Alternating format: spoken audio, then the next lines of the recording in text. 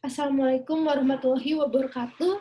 Perkenalkan, nama saya Gina Malia Marta. Saya mahasiswi fisioterapi Universitas Indonesia angkatan 2018. Di sini saya akan menjelaskan tentang motor pathway, motor control, serta motor learning. Apa sih motor pathway itu? Motor pathway itu disebut juga traktur piramidal atau traktus kortikospinal, yaitu jalur motorik yang merespons terhadap sinyal neuron motorik dari korteks cerebral atau motor korteks dan neuron brainstem.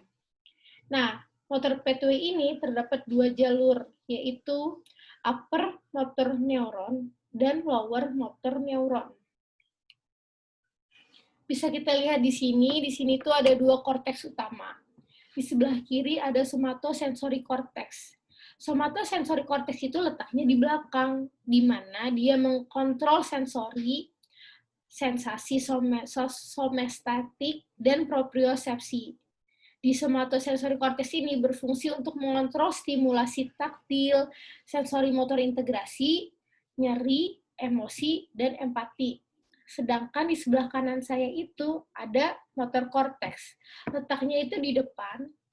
Dia itu mengatur kontrol volunteer atau kontrol movement atau gerakan sadar yang berfungsi untuk mengatur gerakan yang dihasilkan oleh otot rangka dan sensasi. Di sini itu ada lateral pathway. Lateral pathway itu bertanggung jawab atas gerakan sadar atau volunteer, di mana dibagi menjadi 3 jalur utama. Pertama, ada lateral corticospinal tract.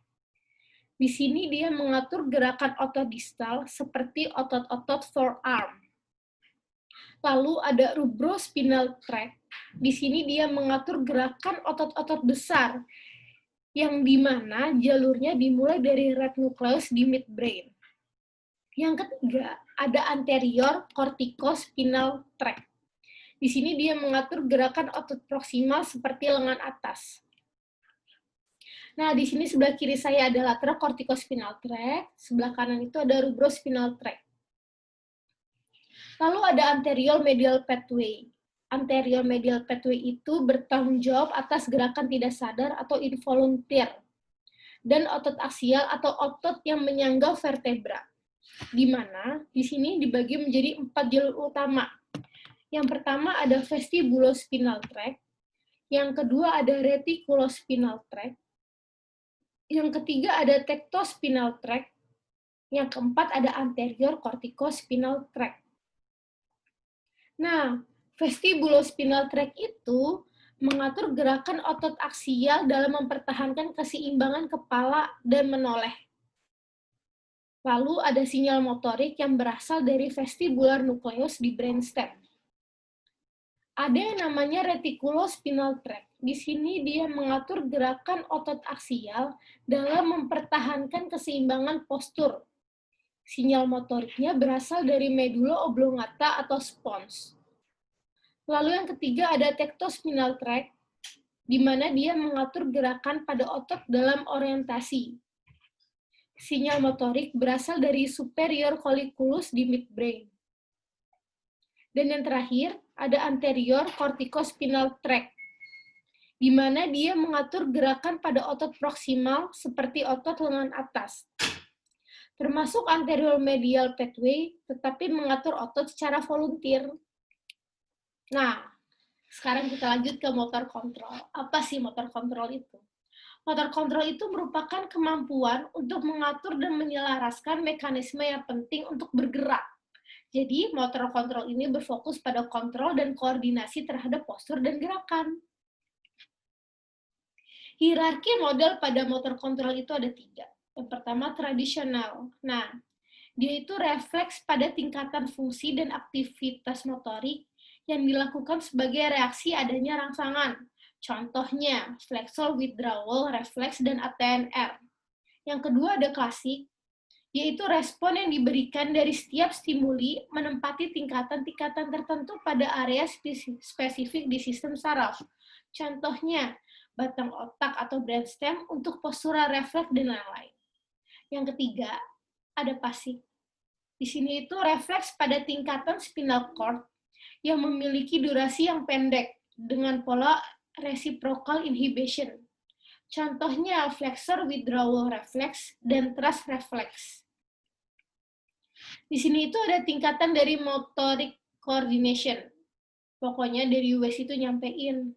Ada 6 loh tingkatannya. Pertama, tingkatan pada neuron. Kedua, tingkatan pada otot. Ketiga, tingkatan pada grup otot. Keempat, tingkatan organ. Kelima, tingkatan sistem organ. Dan terakhir atau yang keenam, tingkatan organisme. Lanjut kita ke motor learning. Motor learning itu apa sih? Motor learning merupakan proses memperoleh suatu keterampilan melalui latihan dan asimilasi untuk membuat gerakan otomatis yang diinginkan. Motor learning ini berfokus pada motor skills. Nah, apa sih motor skills tadi? Motor skills itu gerakan normal dapat disebut sebagai keterampilan bila diperoleh melalui pembelajaran dengan bermaksud pencapaian kinerja tugas yang paling efisien dan ekonomis dan juga spesifik untuk individu tertentu. Fifth stage of learning. Jadi itu ada 3, ada kognitif, asosiatif, dan autonomous. Early atau kognitif itu, pasien mulai mengerti kebutuhan atau syarat tugasnya. Eksploratif, keterlibatan kesadaran kognitif yang sangat tinggi. Kinerjanya tidak konsisten. Lalu ada intermediate atau asosiatif, pasien menggunakan informasi dari kesalahan untuk menyesuaikan gerakan selanjutnya. Lalu ada bantuan atau arahan yang kurang dibutuhkan, kinerjanya lebih konsisten. Lalu ada later atau autonomous. Di sini, pasien kurang rentang terhadap gangguan di lingkungan. Perubahan kecil terhadap kinerja, kualitas gerakan menjadi lebih penting, serta perilakunya menjadi lebih konsisten. Nah, di sini itu ada hubungan antara motor, kontrol, dan motor learning. Nah, di sini kita bisa lihat kan, di sini itu ada motor kontrol, contohnya itu berjalan. Berjalan itu harus mempertahankan postur. Terus dia itu juga harus mempertahankan pola dan gerakannya. Lalu dia juga harus mempertahankan kecepatan dan akurasi yang tepat. Dia juga butuh kekuatan dan ketahanan otot.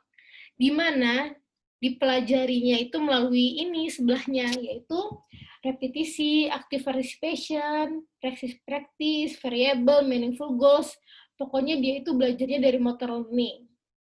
Jadi motor kontrol itu atau contohnya berjalan tadi, bisa sempurna atau dia itu belajarnya dari mana sih ya? Belajarnya dari motor learning. Oke, terima kasih.